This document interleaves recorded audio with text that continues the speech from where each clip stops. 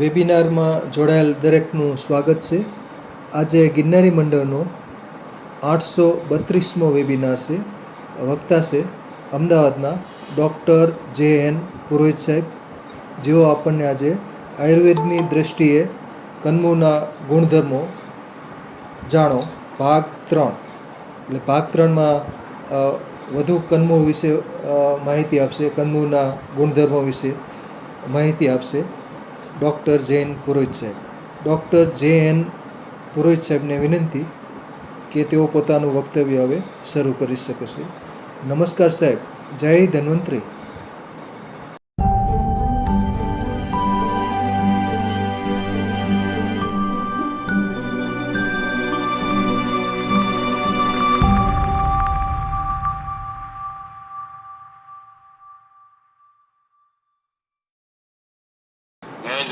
Sir નમસ્કાર.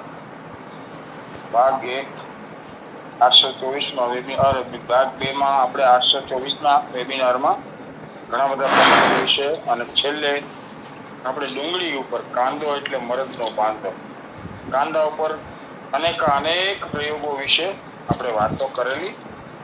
તો ભાગ 2 ને પૂર્ણ કરી અને ભાગ 3ની અંદર આપણે પરત જેટલા આહાર્ય અને ઔષધીય બે ગુણધર્મ ધરાવતી હોય એવા કંદ વિશેની વાતો કરી રહ્યા છે. ગયા વખતે બહુ સરસ એક વાત કરી હતી મેં કે પહેલાના જમાનામાં કિંમતી વસ્તુને જમીનમાં દાટીને રાખતા. એટલે એ જ કલ્પના હશે કે ભગવાનની કે ભાઈ કંદમૂળને જમીનમાં દાટીને રાખ્યા છે. નહીં શું કામ ખાવા એ છેલ્લા વેબિનારમાં આપણે લેશું. હજી તો કેટલાય ભાગ થશે. તો મા વનસ્પતિને યાદ કરી આજના વેબિનારમાં આદરણીય શ્રી મિત્તલિયા સાહેબે ઘણું બધું શાસ્ત્ર આજે મને આપી દીધું છે, એમના લેખો, અને એમના લેખને આપણે સાકાર કરવા જઈ રહ્યા છીએ. એને વાચા આપવા માટે એમને વાચા મળે એવા હેતુથી આપણે આગળ વધીશું વેબિનારમાં. કંઈક અવાજ આવતો છે તો માં વનસ્પતિને વંદના કરીએ. ઓમ આયુર્વેદાય નમઃ. ઓમ આયુર્બલમ યશો વર્ચ પ્રજા પશૂન વશૂનિ ચ બ્રહ્મ પ્રજ્ઞાન ચ મેઘાન ચ ત્વન્નો દેહી વનસ્પતયે. ત્વન્નો દેહી વનસ્પતયે. કંદમૂળ આહાર અને ઔષધ. અત્યારે આપણે જેને આહારમાં લઈએ છીએ એવા ગાજર, બીટ, રતાળુ, બટેટા, આ બધા જ આપણો આહાર છે. જાણે અજાણે સામાન્ય એનું નોલેજ મળ્યા પછી પણ ઘણા બધા ઔષધ તરીકે અને આહાર તરીકે આનો ઉપયોગ થાય છે. આના પછીના જે કંદમૂળને આપણે લઈશું એ કંદમૂળ ઝેરી, બિનઝેરી અને દવાના ઉપયોગમાં આવતા હોય એવા કંદમૂળને પણ આપણે ન્યાય આપશું.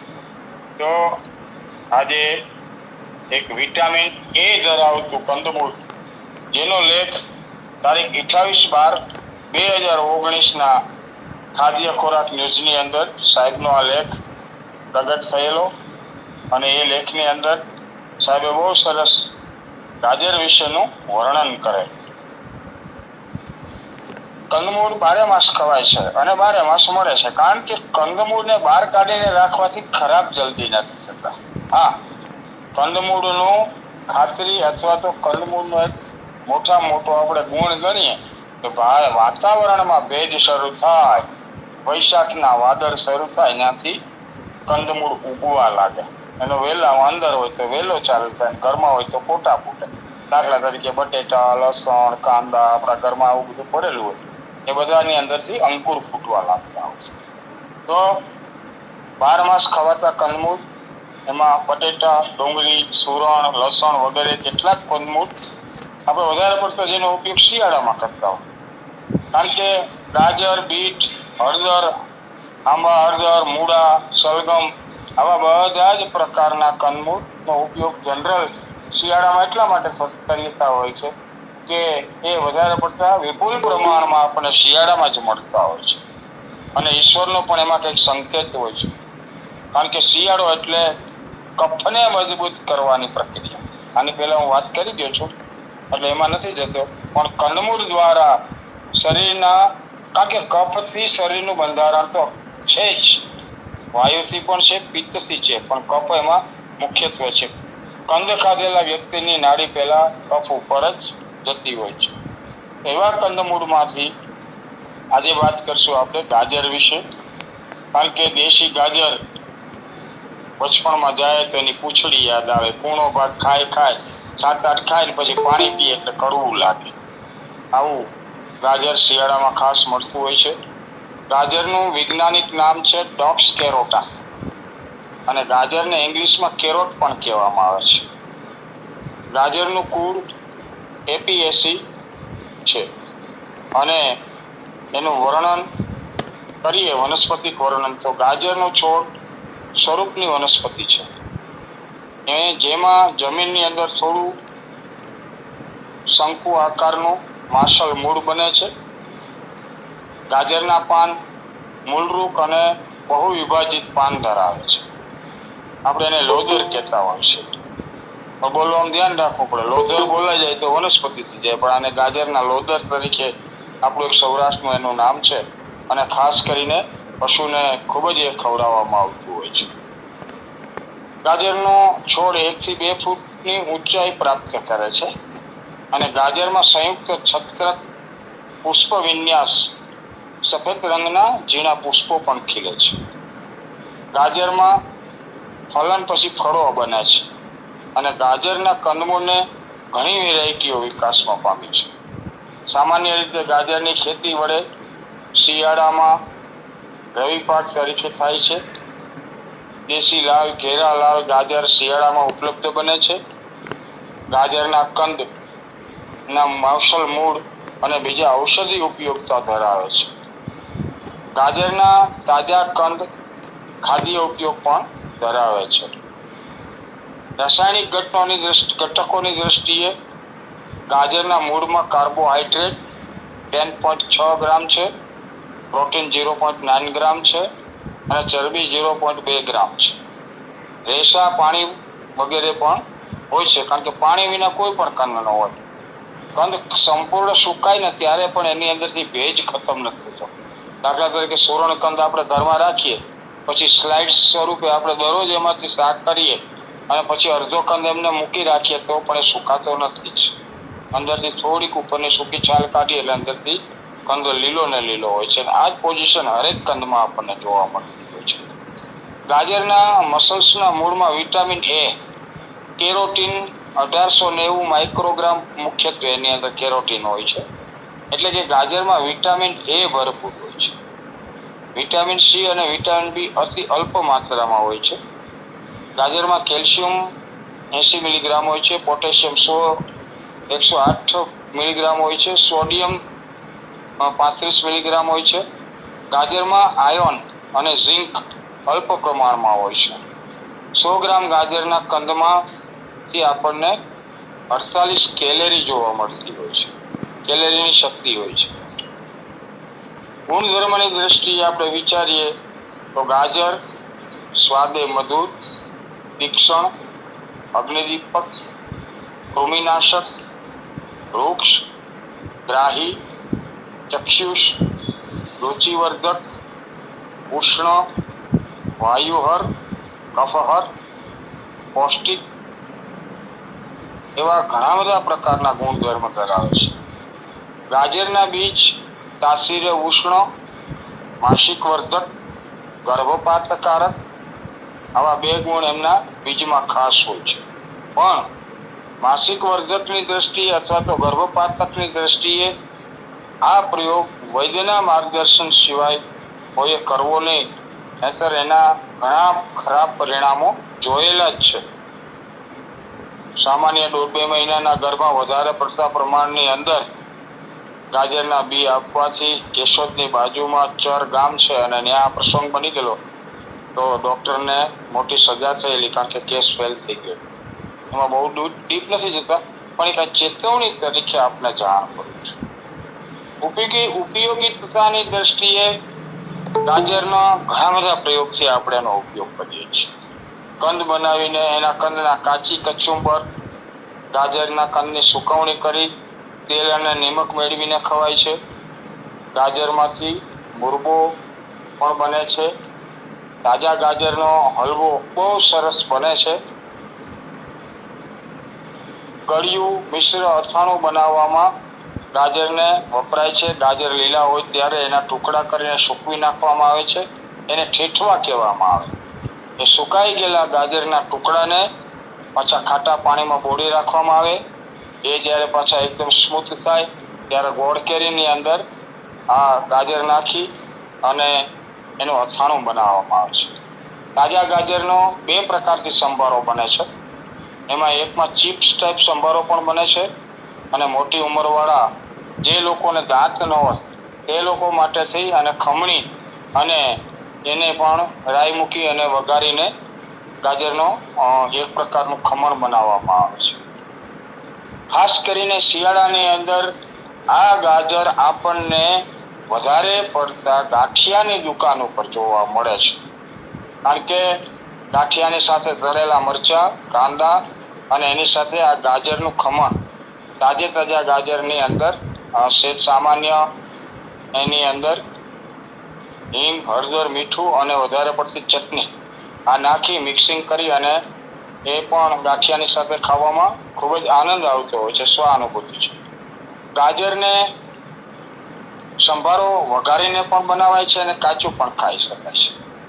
ગાજરનું જ્યુસ બનાવીને પણ પીવાય છે, પણ કાળજી રાખવાની, કારણ કે જ્યુસ બન્યા પછી એની અંદર બહારની હવાનો પ્રવેશ થવાને કારણે વાતુલ બની જતું હોય છે. એટલે ગાજરનું જ્યુસ બનાવીને પીવું હોય તેમાં ખાસ કાળા મરી અને સંચળ નાખવું જોઈએ. ગાજરને ઉકાળીને તેનું સૂપ બનાવીને પણ પીવાથી તાત્કાલિકની અંદર જો ઘરમાં ગાજર હોય અને કોઈ કારણસર વધારે પડતો ખોરાક લેવાથી ઝાડા કે એવું કંઈ થઈ ગયેલું હોય તો એનું સૂપ બનાવીને પીવાથી કોન્સ્ટિપેશન બનાવે, એટલે કે મળબંધક હોવાને કારણે ઝાડાને આપણે રોકી શકાય છે. ગાજરના બીજની આપણે આગળ વાત કરી ચૂક્યા છીએ, પણ જે લોકોને અલ્પ આર્તવ અથવા તો કષ્ટાર્તવ હોય કે જે સમયે MC પીરિયડ વખતે અતિશય દુખાવો થતો હોય, કષ્ટ થતું હોય અથવા તો માસિક ધર્મ ઓછું આવતું હોય તો ડાક્ટરના માર્ગદર્શન, વૈદ્યના માર્ગદર્શન નીચે અનિયમિત માસિકને રેગ્યુલર કરવા માટે થઈ અને એમના બીજનો આપણે પ્રયોગ કરી શકતા હોય છે. ગાજરનો કંદનો લેપ ગળગુમટ, જખમ વગેરે ઉપર કરવાથી ફાયદો થઈ શકે છે. ગાજરના રસનું નશ્ય નાકના નસકોરામાં પાડવાથી આધાશસીમાં ફાયદો થાય છે. ગાજરનું નશ્ય શ્વાસ અને હેડકીમાં પણ ફાયદાકારક છે. ઘણી વખત હેડકીની કોઈ દવાઓ લાગુ ન પડે ત્યારે પણ ગાજરનો પ્રયોગ કરી શકાય. સૌંદર્ય પ્રસાધન તરીકે પણ ગાજરનો ઉપયોગ આપણે કરી શકીએ છીએ. તાજા કંદમાં વપરાય છે. ગાજરનો વચ્ચેનો પીળો ભાગ જખમ ઉપર લેપ સ્વરૂપે પણ બાંધવાથી એમાંથી આપણને ખૂબ સરસ મજાનું એનું પરિણામ મળતું હોય છે. તેમજ ગાજર બીજી રીતે પણ ખૂબ જ એક ઉપયોગી છે.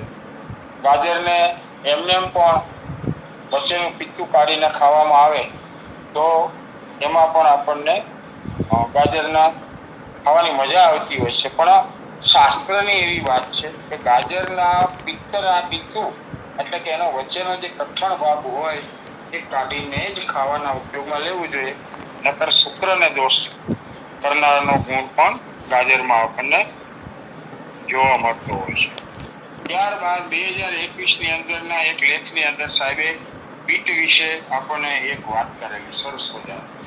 બીટ એક એવી વસ્તુ છે કે જેનો પણ ઉલ્લેખ કંદમૂળની અંદર પણ થાય છે. સામાન્ય રીતે આહારમાં વિવિધ કંદમૂળના સેવન કરવામાં આવે છે, જેવા કે જેને આપણે આગળ આ બધા જ કંદમાંથી લગભગ કંદને આપણે વાત કરી છે. આંબા હળદર છે, ડુંગળી છે, મૂળા, લસણ, આદુ, આવા ઘણા બધા બીટની અંદર એક કંદમૂળ એટલે બીટ છે. કંદમૂળના વિભાગની અંદર બીટ વિશે વાત કરીએ તો બીટ એક બેવડી ઉપયોગિતા ધરાવે છે. બીટના તાજા પાન ભાજી તરીકે પણ ઉપયોગમાં લઈ શકાય છે. તેમજ બીટરૂટ એટલે કે કંદ એની કચુંબર તરીકે ખાદ્ય ઉપયોગિતા ધરાવે છે. બીટનું વૈજ્ઞાનિક નામ છે બીટા વલ્ગેરિસ. બીટા વલ્ગેરિસ બોટાનિકલ નામ ધરાવતું આ બીટ વનસ્પતિક ગુણધર્મની દ્રષ્ટિએ બીટનો છોડ સ્વરૂપની વનસ્પતિ છે. પાન સાદા સંદળી અને મૂળ રૂપક હોય છે. પાન અને પર્ણદંડ એટલે કે એના પાનની અંદરનો જે દંડ હોય બહુ ઓછા દંડ હોય છે. એની અંદર એક સાથે ગાજરની અંદર લોદરની અંદર જેમ હોય છે એમ એના પણ ઉપર આ ટાઈપના ગોળ લાંબા લાંબા રેસા ટાઈપ હોય છે. અને એ છે ને એના જે પર્ણદંડ હોય એ પણ રતાશ ધરાવતા હોય છે. બીટમાં જમીનમાં ભમરડા આકારનું હોય છે. માર્શલ કંદમૂળ બને છે સખત હોય છે. સુધારવામાં પણ બહુ વ્યવસ્થિત રીતે સુધારી શકાય છે. સામાન્ય રીતે બીટ 1 થી 1.5 ફૂટની ઊંચાઈ પ્રાપ્ત કરે છે. જ્યારે ક્યારેક ફળદ્રુપ જમીન અથવા વધારે પડતી માવજત હોય તો 3 થી 4 ફૂટ પણ પ્રાપ્ત કરે છે. અને અંદરનું જે કંદમૂળ હોય છે એ વધારે માર્શલ અને મોટું પણ નીકળતું હોય છે. બીટને સામાન્ય રીતે એક વર્ષાયુ તરીકે કંદ માટે ઉછેર કરવામાં આવે છે. પરંતુ બીજ માટે દ્વિઅર્શાયુ એટલે કે 2 વર્ષ તરીકે ઉછેર કરાય છે. બંને પ્રકારની ઋતુમાં એ પુષ્પો એમના ખીલતા હોય છે અને ફળો યુટ્રિકલ પ્રકારના હોય છે. બીટની બીજ વડે ધરું કરી અને ધર રોપણી કરવામાં આવે છે. બીટની ઘણી વેરાયટી છે. વેરાયટી મુજબ લાલ કંદ, સફેદ વગેરે જોવા મળે છે. રાસાયણિક ઘટના જોઈએ તો બીટના પાનમાં કાર્બોહાઈડ્રેટ 6.5 ગ્રામ છે, પ્રોટીન 3.4 ગ્રામ છે અને ચરબી 0.8 ગ્રામ હોય છે. બીટના પાનમાં કેલ્શિયમ 380 ગ્રામ હોય છે, લોહ તત્વ 16.2 મિલીગ્રામ હોય છે, ખનિજ તત્વો પણ હોય છે.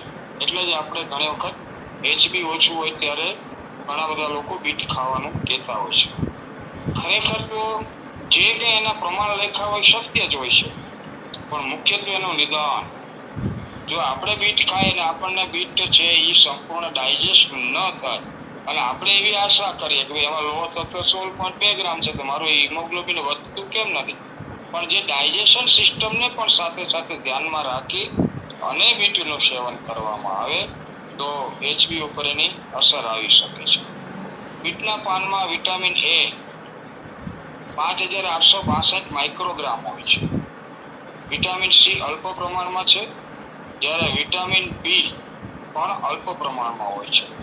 100 ગ્રામ બીટના પાનમાંથી 45 થી 46 કેલરીઓ મળે છે. બીટના કંદમૂળમાં કાર્બોહાઈડ્રેટ 8.8 ગ્રામ અને પ્રોટીન 1.7 ગ્રામ હોય છે. Bit potassium 325 milligram, sodium 78 milligram, phosphorus 40 ગ્રામ, મેગ્નેશિયમ 23 ગ્રામ, કેલ્શિયમ 16 થી 18 મિલીગ્રામ પણ હોય છે અને ઝિંક અલ્પ પ્રમાણમાં હોય છે. 100 ગ્રામ બીટમાંથી 43 કેલરી અને શક્તિ મળી શકે છે. હવે આપણે જનરલ કંદમૂળ વિશે વાત કરીએ તો જેમાં કેલરીનું પ્રમાણ બધાની અંદર અલ્પ માત્રામાં હોય છે. એટલે બીટનું સેવન કરવાથી ચરબી પણ ના વધે અને શરીરને જોતા તમામ પ્રકારના ઘટક કોઈ પણ કંદમૂળ જેની અંદરથી આપણને આયરન, કોઈની અંદરથી પ્રોટીન, કેલ્શિયમ, મેગ્નેશિયમ જે કંઈ મળતું હોય એ સંપૂર્ણ પ્રમાણે મળે અને વેઇટને ઇમ્પ્રુવમેન્ટ ન થવા દે, કારણ કે કેલેરીનું પ્રમાણ ખૂબ જ લેવલથી હોય છે. તો 100 ગ્રામ બીટમાંથી ફક્ત 43 કેલેરીઓ આપણને જોવા મળતી હોય છે. બીટમાં રંજક દ્રવ્ય તરીકે બીટાસોએનિન નામનું એક તત્વ પણ હોય છે અને શુગર પણ છે બીટની અંદર, એટલે કાર્બોદિત પદાર્થ છે જેમાંથી ટેબલ શુગર બનાવવામાં આવે છે. બીટમાં બીટેઇનાઇન નામનું એક સક્રિય તત્વ હોય છે. બીટ સ્વાદે મધુર, આયુર્વેદની દ્રષ્ટિએ તુરું, તાસીર શીતળ, પચવામાં ભારે વાયુકર, પેશાબને વધારનારું, સોજાને ઉતારનાર, રુચિકર એટલે ભૂખને લગાડનાર, ખાવાની પ્રત્યે રુચિ ઉત્પન્ન કરનાર, જે આપણે કહે ને અરુચિ હોય છે, અપચો અને અરુચિ, તો એમાં રુચિકર શબ્દ વાપરવામાં આવ્યો છે. અને રુચિને ઉત્પન્ન કરે તો જ આપણને ભૂખ લાગી શકે. રક્તવર્ધક ગુણ ધરાવે છે, જેના વિશે આપણે આગળ મેં વાત કરી કે જો ડાયજેસ્ટ થાય એ રીતે એનું સેવન કરવામાં આવે તો એચબી ઉપર પણ એની સારી અસર થાય. પણ આપણે ખાવાથી એચબી ન વધે એટલે તરત જ આપણે બીજા વિચારોમાં જતા રહે. આટલું બીટ ખાધા, આટલા બીટ ખાધા પણ મળ્યું નહીં. હા, એમાં તત્વો ઓછું જ છે, મિલીની અંદર છે, પણ એને પણ ડાયજેસ્ટ કરવા માટે અધર એટલે કે આપણે કસરત કરવી જોઈએ, પાચન શક્તિ આપણી મજબૂત હોવી જોઈએ. ન હોય તો એના માટે પાચન શક્તિ વધારવાના પ્રયત્નો કરવા જોઈએ. કંઈ આપણને બીજું ન મળે તો એક્સરસાઇઝ કરી અને પાચન શક્તિને મજબૂત બનાવીને પછી આને સેવન કરવામાં આવે તો એચબી ઉપર એની અસર આવી શકે છે. શક્તિપ્રદ પણ બીટને ગણવામાં આવ્યું છે. પિત્તહર એવો પણ ગુણ ધરાવે છે કે જેથી કરીને પિત્તાનું સેવન કરવાથી એસિડિટીના ચાન્સીસ નથી. જે લોકોને એસિડિટી થતી હોય એવા લોકોએ ખૂબ ચાવીને અથવા તો બાફીને બીટનો ઉપયોગ કરવો જોઈએ, કારણ કે કાચું બીટ છે એ પાચન શક્તિને થોડું વધારે ડિસ્ટર્બ કરી શકે છે. ન ચવાય તો ચાવવામાં થોડું સખત અને સ્મૂથ બને છે, પણ વ્યવસ્થિત દાંત હોય તો એને ખૂબ ચાવી અને મોઢામાં ને મોઢામાં થૂક જેવું થઈ જાય ત્યાં સુધી એને ચાવીને ખાવામાં આવે તો જ આપણને એના ગુણધર્મો પ્રમાણે લાભપ્રદ થઈ શકે. ખાદ્ય ઉપયોગિતા તરીકે બીટના કંદ કરતા બીટના પાનમાં લોહ તત્વ પણ વધારે રહેલું છે, પણ આપણે ક્યાંય પાનનો ઉપયોગ કરતા નથી. બીટના પાન ફેંકવા નહીં જોઈએ, એની ભાજી બનાવીને ખાવાથી પણ ખૂબ જ સરસ મજાનું પરિણામ મળી શકે છે.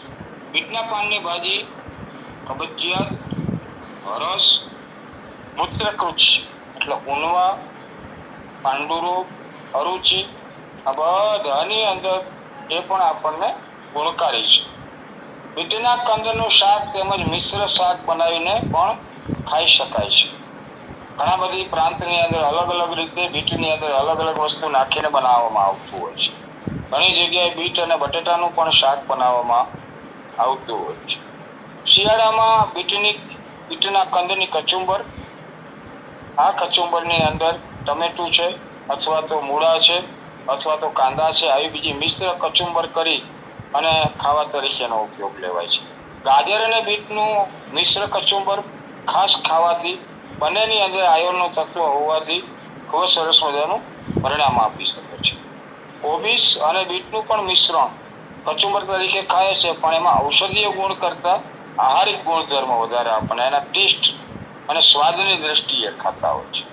વેજીટેબલ સેન્ડવિચ બનાવવામાં બીટના કંદની સ્લાઇસ, બાફેલા બટેટાની સ્લાઇસ, કાકડીની સ્લાઇસ, આવી સ્લાઇસ તૈયાર કરી એક બાજુ સેન્ડવિચના બ્રેડની અંદર માખણ લગાવી અથવા તો એની જે વસ્તુ આવે છે એ લગાવી અને એક બાજુ લીલી ચટણી, આદુ, કોથમીર, મરચાં નાખી અને જે તીખી ચટણી બનાવી હોય એ લગાડી અને આ બધી સ્લાઇડ્સ ગોઠવી અને ચપ્પુથી એના 4 ભાગ કરવામાં આવે છે. અને એ પણ ઘણા બધા લોકો ખાદ્ય પદાર્થ તરીકે એક નાસ્તા તરીકે પણ એનો આપણે ઉપયોગ કરવામાં બીટને સાથે લેતા હોય છે. ઘણા લોકો અંદર કાંદા પણ મૂકતા હોય છે. શર્કરા હોવાથી બીટના કંદ સ્વાદે મધુર લાગે છે, તેમજ બીટના કંદમૂળનો હલવો પણ બનાવીને ખવાય છે. જેવી રીતે આપણે ગાજરનો હલવો બનાવીએ છીએ તેવી જ રીતે ગાજર, દૂધી અને બીટનો મિશ્ર હલવો પણ બનાવાય છે. દૂધી અલગ, ગાજરે અલગ ને બીટનો પણ અલગ હલવો બનાવી શકાય છે. પહેલા તો એને ખમણી અને તૈયાર કરી નાખવામાં આવે છે. ખમણીને એમાંથી પાણીનું પ્રમાણ કાઢી અને પછી ઘીમાં સોતળી અને આશરે 500 ગ્રામ જેટલું કે કિલો જેટલું બીટ અથવા ગાજર લીધું હોય, નીચોવીને પાણી કાઢી નાખીએ એટલે એની એવરેજેબલ 500 ગ્રામ જેટલું કિલ્લામાંથી આપણને મળતું હોય તેમાં 100 થી 150 ગ્રામ ઘી નાખીને એમાં સોતળી અને ત્યારબાદ 2 લીટર દૂધ નાખી હલાવતા દૂધનો માવો બનીને એમાંથી ઘી છૂટે ત્યારે એની અંદર 1 કિલો બીટ અને 200 ગ્રામ 1200 ગ્રામ ઘી હોય તો એની અંદર 240 ગ્રામ સાકર પાવડર ઉમેરી અને એનું પાણી થઈને પાછું જ્યારે સામાન્ય કડક જેવું લાગે ત્યારે નીચે ઉતારી થાળીમાં પાથરીને પીસ પણ બનાવી શકાય છે અને લચકા સ્વરૂપે પણ આપણે ગાજર અને બીટના હલવાનો આપણે ઉપયોગ કરતા હોય છે. તો આવું સરસ મજાનું કંદમૂળ તરીકે આપણે એનો ઉપયોગ કરતા હોય છે. ગાજર અને બીટ. ત્યારબાદ આપણે વાત કરશું સાહેબે આ બહુ સરસ મજાના આજે લેખ મને મોકલાવેલા છે. 28/7/2021 ની અંદર મધુર કંદમૂળ તરીકે શક્કરિયાના ગુણધર્મો સાથે સાહેબે બહુ સરસ આના લેખ લખેલા છે અને આજે આ બધા લેખને જ મારે વાંચા આપી છે. બીજું કાંઈ વધારાનું આની અંદર એડ નથી કર્યું. તો કંદમૂળ તરીકે શક્કરિયા, આમ તો શક્કરિયા ખૂબ જ પ્રચલિત છે અને આપણે જ્યારે ઉપવાસ કરવાનો હોય અને ઉપવાસને લગતા તહેવારો આવે ત્યારે શક્કરિયાને ખાસ આપણે ગોતતા હોઈએ છીએ. ખાસ કરીને શિવરાત્રી ઉપર શક્કરિયા ખાસ જોવા મળે છે. એનું ઉત્પાદન પણ ત્યારે આપણને વધારે જોવા મળતું હોય છે. શક્કરિયા સુરર, રતારું વગેરે ગણાવી શકાય એની જાતિનું એની સાથે મળતું શક્કરિયું અને રતારું આ બંને થોડા કંદમૂળની દ્રષ્ટિએ સાહેબે બંનેની અલગ અલગ વ્યાખ્યા બતાવી છે. તો શક્કરિયા વિશે એમણે જે માહિતી આપી છે તે વિશે આપણે અત્યારે આગળ વાત કરશું. શક્કરિયાને ઇંગ્લિશમાં સ્વીટ પોટેટો એટલે મીઠું બટેટું જ કહેવાય. આમ તો પોટેટો એટલે બટેટું અને સ્વીટ એટલે મીઠું, પણ સ્વીટ પોટેટો તરીકે નામ આવે જેમ સ્વીટ લેમન આવે તો આપણે નારંગી જ સમજવાની હોય અને લેમન શબ્દ ખાલી આવે તો લીંબુ હોય. બેયના ગુણધર્મ ફરે અહીંયા પણ આ ગુણધર્મમાં બટેટામાં અને શક્કરિયાના ગુણધર્મોમાં ઘણા બધા બીજા કારણો હોઈ શકે છે. શક્કરિયાને ઇંગ્લિશમાં સ્વીટ પોટેટો કહે છે. શક્કરિયાના કંદમૂળ સ્વાદે મધુર હોય છે, અતિશય મીઠા નહીં પણ મધુર હોય છે. શક્કરિયાનું વૈજ્ઞાનિક નામ આઇપોમિયા છે. આઇપોમિયા બટાટાસ. આઇપોમિયા બટાટાસ એને એક બોટાનિકલ નામ આપવામાં આવ્યું છે કારણ કે આપણે એને શક્કરિયાથી સમજતા, હિન્દીમાં એનું બીજું નામ હોય પણ બોટાનિકલ નામ હોય તો એના ઉપરથી હિન્દી, સંસ્કૃત અને અધર આપણી અનેક પ્રકારની ભાષામાં આપણે એને જાણી શકીએ એટલા માટે અહીંયા એના વૈજ્ઞાનિક નામનો ઉલ્લેખ કરવામાં આવ્યો છે. શક્કરિયાને હિન્દીમાં શકરકંદ પણ કહે છે. શક્કરિયાને સંસ્કૃતમાં કિટીમુલા પણ કહેવામાં આવે છે. અને શક્કરિયાનું કુળ કોર્નવોલ્યુસી નામની વનસ્પતિના વર્ણન તરીકે ગણવામાં, એના કુળને એ કહેવામાં આવે છે. વનસ્પતિક વર્ણન તરીકે શક્કરિયા બહુ વર્ષાયુ વેલાવાળી વનસ્પતિ છે. જમીનમાં એની ગાંઠે ગાંઠે મૂળ મૂકે છે જેથી શક્કરિયાને જમીન ઉપર જ ઉછેરી શકાય છે. શક્કરિયામાં પાન એકાંતરે હોય છે અને પાનમાં ખંડ જોવા મળે છે. શક્કરિયામાં ગુલાબી એટલે કે પર્પલ રંગના પુષ્પો ખીલે છે. બહુ સુંદર પુષ્પો હોય છે, જોવા ગમે છે, આંખને ગમે તેવા હોય છે લુકિંગ વાઇઝ. શક્કરિયામાં માસલ તાક્રાકર કંદમૂળ જમીનમાં બેસે છે જેને ખોદીને લણણી કરવામાં આવે છે. પેલા ખોદીને કરવામાં આવતું હતું, અત્યારે તો ટ્રેક્ટર દ્વારા પણ એને કાઢવામાં આવે છે ઘણી જગ્યાએ. સામાન્ય રીતે શક્કરિયાને ટુકડા વડે જમીનમાં આડા દાબીને પણ ખેતી કરવી હોય તો કરી શકાય છે.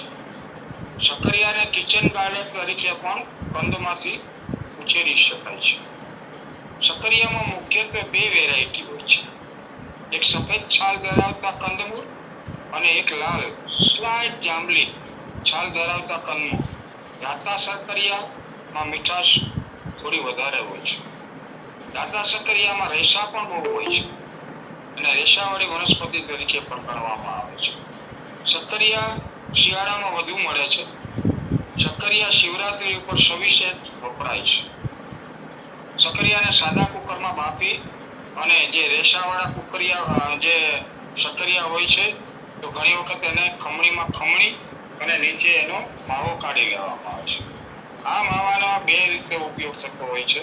એક તો એની અંદર દૂધ નાખી બ્લેન્ડર મારી અને મિક્સ કરે તો શક્કરિયાની ખીર જેવું પણ આપણને ઉપવાસની અંદર ખાવા માટે મળે છે અને ખૂબ જ પૌષ્ટિક, સાત્વિક અને શીતળ છે. એટલે એની બનાવેલી ખીર જો આપણે ખાઈએ તો અંદર ખૂબ જ આપણને સંતોષ થઈ જતો હોય છે. બીજી રીતે એની અંદર સાકરનો પાવડર નાખી અને મિક્સ કરીને સાકરિયાનો શીરો પણ બનાવીને ખાવાની મજા આવતી હોય છે. દૂધમાં ખાઈએ તો ખીર જેવું લાગતું હોય છે અને સાકર નાખીને હલાવીને બનાવીએ તેમાંથી શીરા જેવું તત્વ બને છે. ખાસ કરીને એની રાસાયણિક ઘટનાઓ તરીકે જોઈએ તો સક્કરિયાના કંદમૂળમાં કાર્બોહાઈડ્રેટ 28.2 ગ્રામ છે, પ્રોટીન 1.2 ગ્રામ છે, ચરબીનું પ્રમાણ 0.3 ગ્રામ હોય છે. સક્કરિયામાં અલ્પ પ્રમાણમાં અમુક તત્વો આપણને જોવા મળતું હોય છે. કેલ્શિયમ 46 મિલીગ્રામ છે અને પોટેશિયમ 393 મિલીગ્રામ જોવા મળતું હોય છે. એટલે જે લોકોને કિડનીનો પ્રોબ્લેમ હોય અથવા તો પોટેશિયમ જેમને વધારે રહેતું હોય આવા લોકોએ એને સમજણપૂર્વક ખાવા જોઈએ. સક્કરિયામાં લોહ તત્વ, ઝીંક, સોડિયમ વગેરે પણ અલ્પ માત્રામાં જોવા મળે છે. સક્કરિયામાં વિટામિન એ અને બી, ખાસ કરીને બધા જ કંદમૂળમાં વિટામિન એ વિશેની વ્યાખ્યા સાહેબે વધારે કરેલી છે. એટલે આંખને ખૂબ જ ફાયદાકારક બધા જ કંદ છે. એનો ઉપયોગ કરવામાં આવે સમજણપૂર્વક તો ખૂબ જ સારું પરિણામ મળતું હોય છે. વિટામિન સી છે અતિ અલ્પ પ્રમાણમાં જ બધા જ કંદોમાં વિટામિન સી અલ્પ પ્રમાણમાં જ હોય.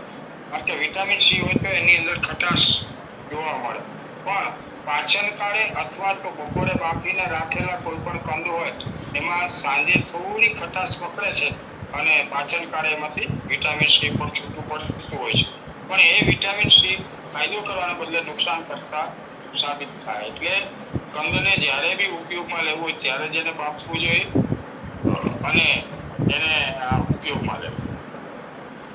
100 ગ્રામ સક્કરિયાના કંદમૂળમાંથી 120 કેલેરી શક્તિ આપણને મળતી હોય છે. ગુણધર્મ તરીકે આયુર્વેદની દ્રષ્ટિએ સક્કરિયા સ્વાદે મધુર, તોરા, તાસીરે શીતળ, શક્તિપ્રદ, ગ્રાહી ગુણ ધરાવે છે. પૌષ્ટિક છે, માતુલ છે, પૂરું હોવાને કારણે પચવામાં ભારે છે, રુચિવર્ધક છે, અગ્નિને પ્રદીપ્ત પણ કરે છે, પિત્તને હરે છે વગેરે ગુણધર્મ ધરાવે છે. ગ્રાહી જેટલી વસ્તુ હોય એ જેનું લોહી ઠીક હોય અથવા તો જે લોકો લોહીને પાતળું કરવા માટેની ગોળીઓનું સેવન કરતા હોય આવા લોકોએ જનરલ જેમાં આયર્ન, પ્રોટીન, પૌષ્ટિક આહાર, પોટેશિયમ વધારે હોય આવા કંદ સમજણપૂર્વક ખાવા જોઈએ. શક્તિપ્રદ છે એટલે આપણે ફરાળની અંદર એનો ઉપયોગ કરીએ તો આખા દિવસના ઉપવાસ દરમિયાન સામાન્ય વીકનેસ જેવું આપણને નથી લાગતું. એનું કારણ સક્કરિયા અથવા બટેટા જેવા કંદમૂળ છે એનો આપણે ફરાળ તરીકે ઉપયોગ કરતા હોય છે. જોકે અત્યારના ફરાળની અંદર એની વ્યાખ્યા ન થઈ શકે કારણ કે આપણે ઘણા બધા પ્રકારના અત્યારે તો ફરાળ લેતા હોય છે. પણ કંદનું ફરાળ અને ફળનું ફરાળ, આ ફળનું કે કંદનું ફરાળ લેવામાં આવે તો એ નુકસાન કરવા ને એની પેલી આપણે ડાઉટ જતો હોય છે અત્યારે કે ભાઈ ઘણી બધી નવી વેરાયટીઓ બનાવી છે ફરાળ માટે, ફરાળી પાત્રા, ફરાળી બિસ્કિટ ને ફરાળી ઢોકળા ને આવી બધી વસ્તુની જગ્યાએ આવી વસ્તુ લેવામાં આવે તો જે આપણી ઉપવાસ અથવા તો એકટાણા પાછળની પરંપરા છે કે જે દિવસે આપણે ઉપવાસ કરીએ તેથી ટોક્સિન ડિસ્ચાર્જ કરવા માટેની પ્રક્રિયા ઉપવાસ અને એકટાણામાં આપણે થતી હોય છે. પણ વધારે પડતા તેલયુક્ત પદાર્થોનું સેવન કરીએ તો એ ફાયદો કરવાના બદલે ટોક્સિનને વધારી પણ શકતું હોય છે. એટલે જ આપણા ઋષિ પરંપરામાં ઋષિ મુનિઓએ આપણને એવી રીતની વસ્તુ આપી છે ફલાહાર તરીકે કે નુકસાન ન કરે અને ફાયદાકારક સાબિત થતું હોય છે. ખાસ ઉપયોગિતા તરીકે સક્કરિયાનો ઉપાડ શિવરાત્રી પર વિશેષ જોવા મળતો હોય છે. ઉપવાસમાં આપણે વાત કરી ગયા તે પ્રમાણે એનો સક્કરિયાનો ઉપયોગ થતો હોય છે.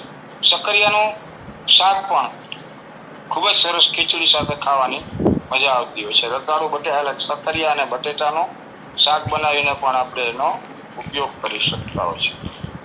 કંદમૂળ ખાસ કરીને સક્કરિયાને બાફીને પછી છાલ કાઢીને પણ આપણે ખાવાના ઉપયોગમાં લેતા હોય છે. આગળ જેમ વાત કરી એમ સાહેબે પણ એ બતાવ્યું છે, સક્કરિયાનો શીરો બનાવીને પણ ખવાય છે, દૂધમાં પણ એને લઈ શકાય છે. સક્કરિયાના કંદમાં સ્ટાર્ચ, આલ્કોહોલ, પેક્ટિન વગેરે બનાવવામાં આવે છે. એમાંથી સક્કરિયાને ડિહાઇડ્રેશન વડે સુકવણી કરી અને એમાંથી લોટ પણ તૈયાર કરી અને અત્યારના સમયમાં આપણે એનો ઉપયોગ કરતા હોઈએ છીએ. તો સાહેબે જે સક્કરિયા વિશે પણ આપણને ખૂબ સરસ વાત કરી. ત્યારબાદ વાત કરશું રતાળુ. રતાળુ અને સક્કરિયા બહુ નજીકથી છે, બેમાં ખાસ બહુ ડિફરન્સ નથી, એટલે શોર્ટમાં અહીંયા પણ આપણને સમજાવવામાં આવ્યું છે. કંદમૂળ તરીકે જેની ખેતી ખાસ કરીને કરવામાં આવતી હોય છે અને ઉપયોગિતા ધરાવતા બધા જ પ્રકારના કંદની અંદર જેનો સમાવેશ કરવામાં આવે છે એ છે રતાળુ. અહીં પૌષ્ટિક કંદ રતાળુ વિશે માહિતી વિસ્તૃત સાહેબે આપણને સમજાવ્યું છે. રતાળુનું વૈજ્ઞાનિક નામ ડાયોસ્કોરિયા એલાટા, ડાયોસ્કોરિયા એલાટા તરીકે એનું બોટાનિકલ નામ છે. રતાળુનું અન્ય વૈજ્ઞાનિક નામ ડાયોસ્કોરિયા પુરપુરિયા પણ કહેવામાં આવે છે અને રતાળુને અંગ્રેજીમાં એશિયાટિક યામ પણ કહેવામાં આવે છે. વનસ્પતિ ગુણ રતાળુમાં આરોહી વનસ્પતિ છે, જેના પ્રકાર ઉપર 4 પ્રવૃત્તિ છે. પાન મોટા એકાત્રે જોવા મળે છે, પુષ્પો એકલિંગી હોય છે, પર્ણની કક્ષામાં ઉત્પન્ન થતા હોય છે. જમીનમાં રતાળુને એટલા કે ટ્યુબર બને છે. કંદનો રંગ સફેદ પર્પલ રંગનો હોય છે. રતાળુ પ્રકાલિકાએ કે કંદ વડે ખેતી કરવામાં આવે છે. રાસાયણિક ઘટનાઓ તરીકે રતાળુ ખૂબ જ કાર્બોહાઈડ્રેટ કંદની અંદર જોવા મળે છે. 26 ગ્રામ, પ્રોટીન 1.4 ગ્રામ, ચરબી 0.1 ગ્રામ હોય છે. 100 ગ્રામ રતાળુમાંથી 110 થી 115 કિલો કેલરી શક્તિ મળતી હોય છે. રતાળુમાં વિટામિન એ અને વિટામિન બી સમૂહ અતિ અલ્પ પ્રમાણમાં જોવા મળતું હોય છે. કંદમાં પોટેશિયમ 237 મિલીગ્રામ છે, કેલ્શિયમ 35 મિલીગ્રામ છે, સોડિયમ 10 મિલીગ્રામ છે, લો 1.2 મિલીગ્રામ છે, ઝીંક 0.45 મિલીગ્રામ છે. 100 ગ્રામ દીઠ હોય છે આ બધાના તત્વો.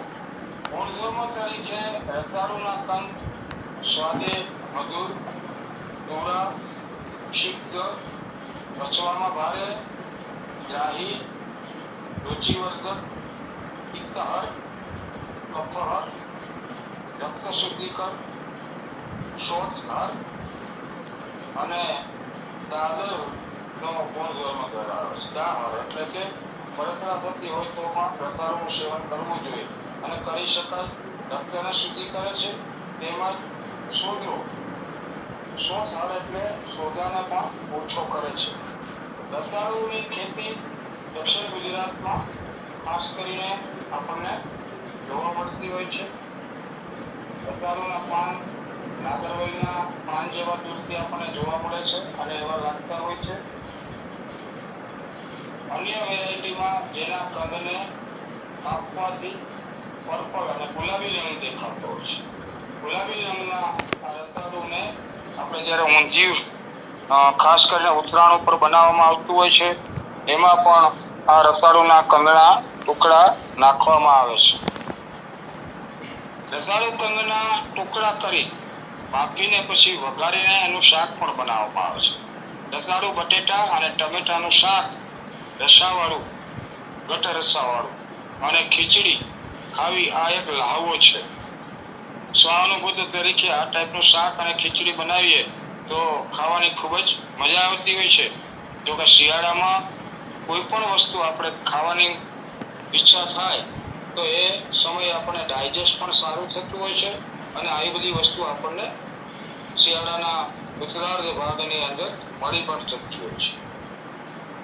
રતાળુના કંદને બાફીને છૂંદીને તેમાંથી ઘણા લોકો પૂરી પણ બનાવતા હોય છે.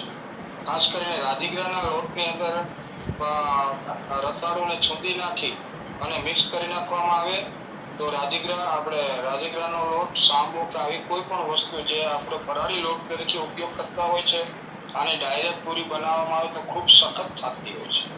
એટલે આવી પૂરીને અંદર પૂરી બનાવતા પહેલા બટેટા અથવા આવા કંદને એની અંદર છૂંદી મિક્સ કરી અને પછી એનો લુવો બનાવી અને થેપલા ટાઈપનો અથવા તો પૂરી ટાઈપનો બનાવી તળીને અથવા તો લોટીની અંદર તેલ મૂકીને સોતરીને બનાવવાથી પણ સરસ મજાની આઈટમ તરીકે રતાળુની પૂરી પણ બની શકતી હોય છે.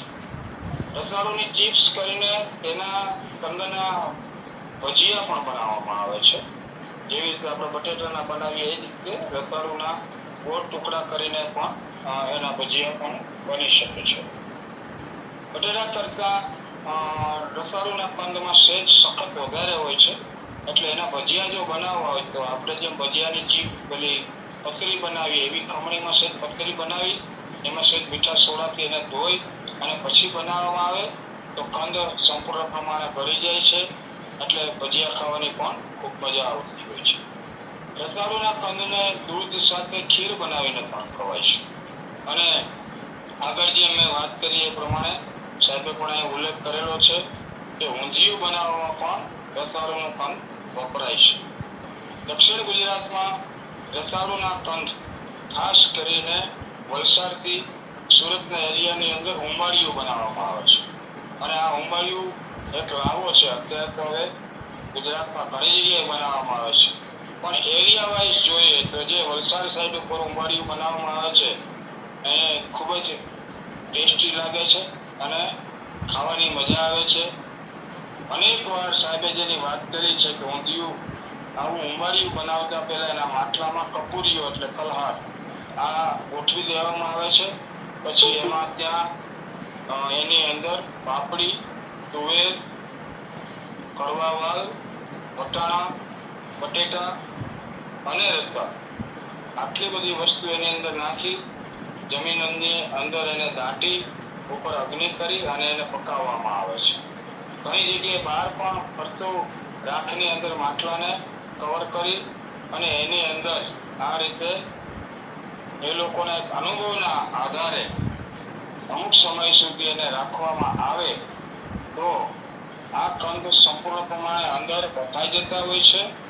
કંદને બહાર કાઢી પેલા તો માટલાને બહાર કાઢી ઉપર જે માટી એટલે કે ઉપર જે એનું જે કપડછાણ કરેલું હોય માટી અને કપડું રાખી અને મૂકેલું હોય એ ભાગને દૂર કરી અને પછી એનું કોળિયું હોય છે એને દૂર કરી માટી અંદર ન જાય એ રીતે ઉપરથી આ બધું ભાગ કાઢી લેવામાં આવે છે.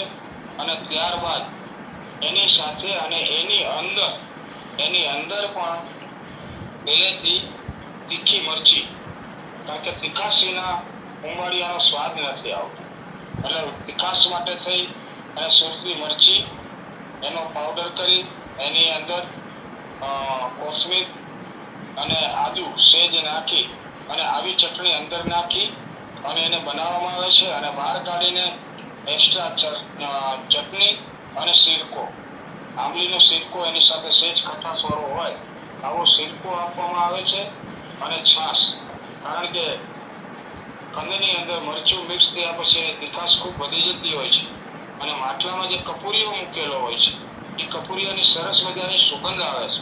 એટલે કપૂરિયાની સુગંધના હિસાબે માટલામાં પકાવ્યા પછી એની અંદર જેટલા તત્વો હોય ને એમાં આપણે ધોવાળાઈ ગયેલું હોય એવું સ્મેલ ન આવે, કારણ કે શેત ધુમાડાય તો જ એ ખાવાની મજા હોય છે. પણ વધારે જો ધુમાડાઈ જાય એટલે ધુમાડો એને વધારે લાગી જાય તો ધુમાડાઈ ગયેલી વસ્તુ ખાવાનો ટેસ્ટ નથી આવતો. એટલા માટે જ ખાસ કરીને એમાં કપૂરીઓ ગોઠવવામાં આવતો હોય છે.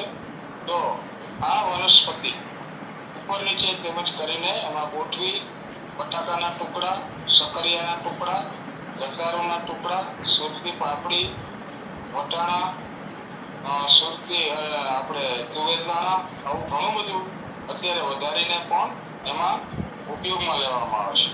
આટલું ભરી અને પકાવી અને એ ખાવું એ પણ એક લાવો છે. હરેક પ્રાંતની અંદર હરેક જગ્યાએ અલગ અલગ રીતે અમુક વસ્તુ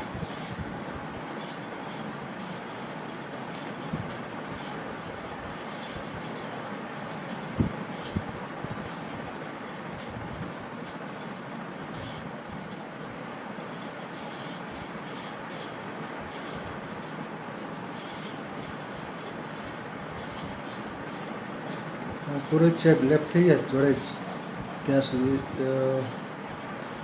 ગાજર વિટામિન એ ડોકસ કેરોટા, બીટ બીટા વલ્ગારિસ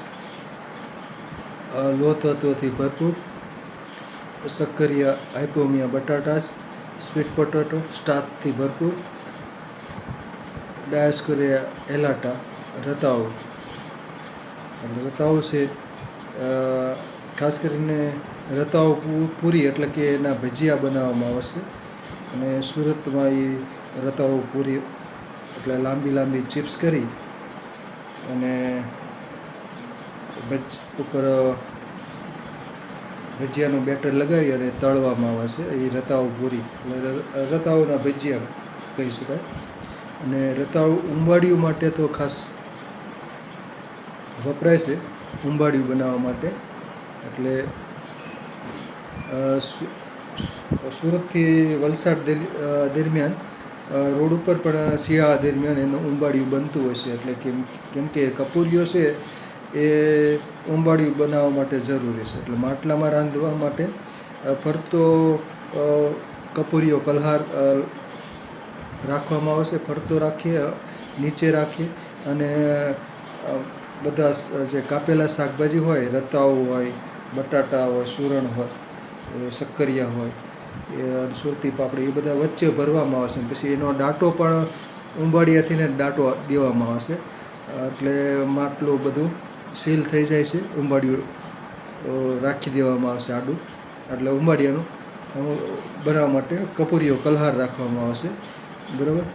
એટલે એ માટલાને ડાંટો દેવાઈ જાય અને પછી માટલાને ઊંધું કરી અને ફરતો અગ્નિ આપવામાં, ફરતા લાકડા મૂકી, છાણાના લાકડા, અને ઉંબાડિયું બનતા લગભગ અડધોથી પોણો કલાક થતો હોય છે. ત્યાં સુધી તો ઉંબાડિયું બે રીતે થાય છે. બીજું બહારથી અગ્નિ અપાય છે તો એનાથી રંધાય છે, અને અંદરથી જે માટલાની અંદર હોય એ કલહાર એટલે કે કપૂરિયાની ગરમી પણ મળતી હોય છે. તો એ રીતે જે ઉંબાડિયું બનતું હોય છે, ઉંબાડિયું સ્વાદિષ્ટ બનતું છે, તેલ વગરનું હોય છે. એટલે એકદમ ઓઇલ ફ્રી વાનગી છે ઉંબાડિયું. અમુક તો શું કે સહેજ તેલ અમુક લોકો નાખતા હોય છે, બાકી તેલ નાખવાની કંઈ જરૂર હોતી નથી. અને ટુકડા કરી અંદર મસાલો ભરવામાં આવે છે. એટલે કે મસાલો હોય, આદુ મરચાં ને બધી પેસ્ટ બનાવી હોય, અને એમાં થોડા બીજા મસાલા પણ ઉમેર્યા હોય, અને એ પછી એની ચટણી હોય, ચટણી બધે કાપેલા કંદ હોય એની પરથી લગાડવામાં આવે છે અને પછી માટલામાં ભરવામાં આવે છે. અને બફાઈ જાય એટલે થોડોક સ્મોકી ટેસ્ટ પણ આવતો હોય છે. કેમ કે બહારની વરાળ અને આ માટલાની અંદરની વરાળ અને થોડુંક દાઝી પણ જતું હોય છે અંદર થોડુંક. એટલે સ્મોકી ટેસ્ટ આવતું હોય, એટલે ધુમાડાની સ્મેલ પણ આવતી હોય છે. એટલે ચટણી સાથે ખવાય છે. ગરમા ગરમ હોય ઉંબાડિયું ત્યારે ખાઈએ ત્યારે મજા આવતી હોય છે. એટલે વલસાડનું ફેમસ ઉંબાડિયું દક્ષિણ ગુજરાતમાં બનાવાતું હોય છે. અને આ ઉંબાડિયું છે ખરેખર ગુણકારી હોય છે. પુરોહિત સાહેબ જોડાઈ ગયા છે. બોલો પુરોહિત સાહેબ. હવે પુરોહિત સાહેબ. હા, બોલો બોલો સાહેબ, બોલો. બહુ સરસ તમે વ્યાખ્યા કરી ઉંબાડિયાની.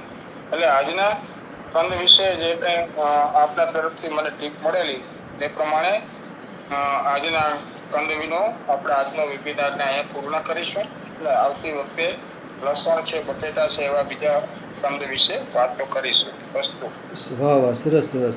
ખૂબ ખૂબ આભાર ડૉક્ટર જયંત પુરોહિત સાહેબનો, જેમણે આજે ગાજર, બીટ, શક્કરિયા અને રતાળુ 4 કંદમૂળ વિશે સરસ માહિતી આપી. મારા લેખને વાચા આપી અને થોડીક પૂરક માહિતી પણ એમણે વચ્ચે ઉમેરતા ગયા છે. સરસ. વિટામિન એથી ભરપૂર એટલે કે ગાજર, કેરોટીન. કેરોટીનમાં એટલે કે વિટામિન એ પહેલાંનું સ્વરૂપ છે. એટલે કેરોટીન હોય છે કેરટ કે તો એ કેરટ ઉપરથી કેરોટીન. તો વિટામિન એ એટલે આંખ માટે સારું છે. એટલે ગાજરનું સેવન શિયાળા દરમિયાન તો સસ્તા ગાજર થતા હોય છે. એટલે ત્યારે ગાજરનો હલવો બનાવીને એટલે ગાજરની જેટલી બધી વાનગી બનાવી હોય બધી બનાવી શકાય છે. અને સાહેબે કીધું એમ વચ્ચેનો ભાગ હોય જે જલવાહક પેશીનો વચ્ચેનો ભાગ હોય છે, ઉપરનો અનવાહક પેશીનો ભાગ હોય છે, એ થોડો બાંસલને જાડો હોય છે. પછી વચ્ચેનો જે પીળા રંગનો ભાગ હોય છે એને કેટલાક લોકો રાખે છે ને કેટલાક લોકો કાઢી નાખે, કેમ કે પિત્ત કરનારી એવું ગણવામાં આવ્યું છે. એટલે એ વચ્ચેનો જે ભાગ હોય છે જલવાહક પેશીનો ભાગ એ કાઢી નાખતા હોય છે. બીટ છે લોહ તત્વથી ભરપૂર હોય છે. એટલે બીટનો પણ હલવો બનાવી શકાય. HP ઓછું હોય, એનેમિયા હોય, પાંડુરોગ, તો એમાં ખાસ કરીને બીટ ગુણકારી છે. બીટના પાન પણ ગુણકારી છે. એટલે બીટના પાન કેટલાક લોકો ફેંકી દે છે, પણ બીટના તાજા પાન હોય તો એનો પણ ભાજી બનાવીને સેવન થઈ શકે છે. બીટમાંથી પણ સુગર બનાવવા માટે પણ ઉપયોગ થાય છે, બીટ સુગર, બરાબર. એટલે બીટ સ્વાદે ગળ્યા હોય છે. અને એવી જ રીતે શક્કરિયાને સ્વીટ પોટેટો કહેવામાં આવે છે. સ્વીટ પોટેટો, ગળ્યા બટાટા.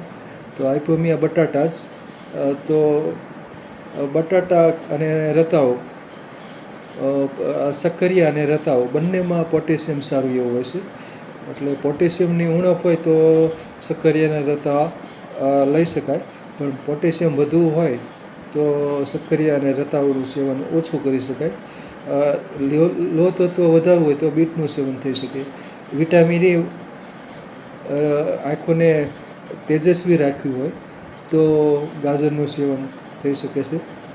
આમ તો હવે બારે માસ પણ ગાજર મળતા હોય, પણ શિયાળામાં ગાજર સવિશેષ મહત્ત્વ સસ્તા હોય છે, ત્યારે ગાજરનો ઉપયોગ થઈ શકે છે. અથાણાંમાં બનાવવા માટે પણ ગાજર બહોળા પ્રમાણમાં વપરાય છે. અને બીટનો અને ગાજરનો હલવો પણ સરસ બનતો હોય છે. બીટનો હલવો બને, ગાજરનો હલવો પણ બને છે. અને એવી જ રીતે આપણે દૂધીનો હલવો બનાવીએ છીએ. અને એવી જ રીતે કોળું, એનો પણ હલવો બનતો છે. કોળું, બીટ, ગાજર, એ બધાનો હલવો બનતો હોય છે. શક્કરિયાનો શીરો બનાવવામાં આવે છે. અને રતાળુના ભજીયા અને ઉંબાડિયું બનાવવામાં આવશે. તો સરસ રહ્યું વક્તવ્ય, સરસ માહિતી મળી. ખૂબ ખૂબ આભાર ડૉક્ટર JN પુરોહિત સાહેબનો. સરસ માહિતી મળી. હવે વૈદ્ય શ્રી વિનોદભાઈ ઠક્કર સાહેબને વિનંતી કે 2 શબ્દો કહેશે. ઠક્કર સાહેબ. જય ધન્વંતરી, જય શ્રી કૃષ્ણ. 4 કંદ ઉપર આજનો વેબિનાર લેવાયો અને જુઓ ચારેક જે કંદ છે ને એમાં 3 છે ને મધુર કંદની વાત કરી. ચોથું છે એ એટલું મધુર નથી, પણ જે 3 કંદ ગાજર, બીટ અને શક્કરિયા, આ ત્રણેય મધુર છે. કદાચ અત્યારે હું જે વાત કરી રહ્યો છું એ સર્વને ગ્રાહ્ય નહીં રહે, પણ આ સત્ય વાત છે કે જે સાકર બને છે અને એને જ્યાં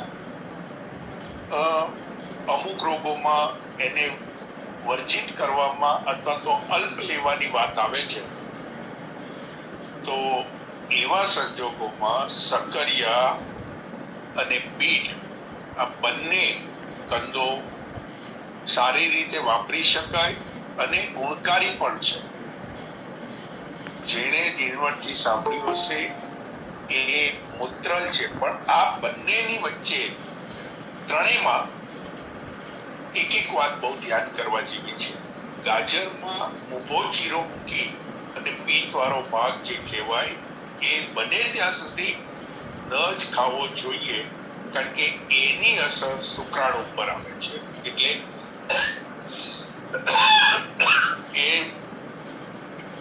એ ભાગ કાઢી અને ગાજર ખાવા જોઈએ.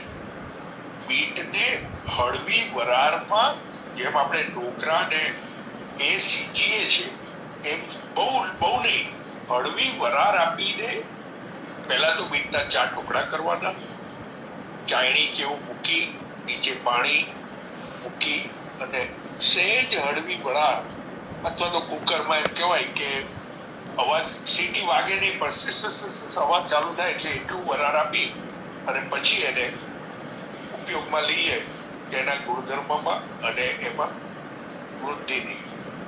અને શક્કરિયા ડાયાબિટીસ વાળા પેશન્ટને લેવા જોઈએ. સ્વીટ પોટેટો, નામ છે સ્વીટ પોટેટો, પણ એની અંદર જે ફાઈબર્સ છે એ ફાઈબર્સના ગુણ બહુ જ ઉપયોગી છે. અને તમે જુઓ તો હોળી અરે શિવરાત પછી હોળી આવે અને આ શક્કરિયા જે શિવરાત ઉપર જે એક આપણા ધર્મની સાથે જોડી દીધા છે એની પાછળ, કારણ કે એ જે સમય છે એ કફના પ્રકોપનો હોય છે અને એ ફાઈબર્સ દ્વારા, એ કફના દ્વારા જે કંઈ હોય એ યથાસ્થાનેથી નિકાલ થઈ જાય એના માટે ધર્મમાં જોડેલા છે.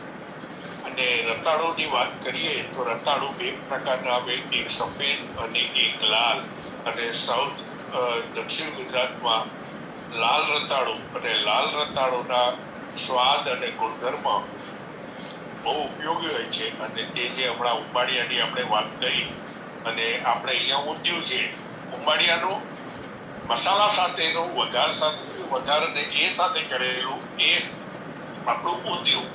પણ શાસ્ત્રીય રીતે આપણે પાકશાસ્ત્રના નિયમ મુજબ આ બંને શિયાળામાં જેટલું આપણે લઈએ, તો જેમ હમણાં સાહેબે એક ઝીણવટ ભર્યા એની અંદરના રાસાયણિક સંગઠનો અને સંગ્રહ જે એમાં છે, પોટેશિયમ, કેલ્શિયમ, આયર્ન, ઝીંક, તો આ બધું કારણ કે શિયાળામાં આપણી અગ્નિ પ્રજ્વલિત હોય છે અને એ વખતે આવો જ્યારે આપણે ખોરાકમાં વિશિષ્ટ રીતે લઈએ તો 12 મહિના ચાલે એટલો જથ્થો આપણા શરીરમાં આના પ્રયોગથી પ્રાપ્ત થાય અને આપણે એક સારું સ્વાસ્થ્યમય જીવન જીવી શકીએ.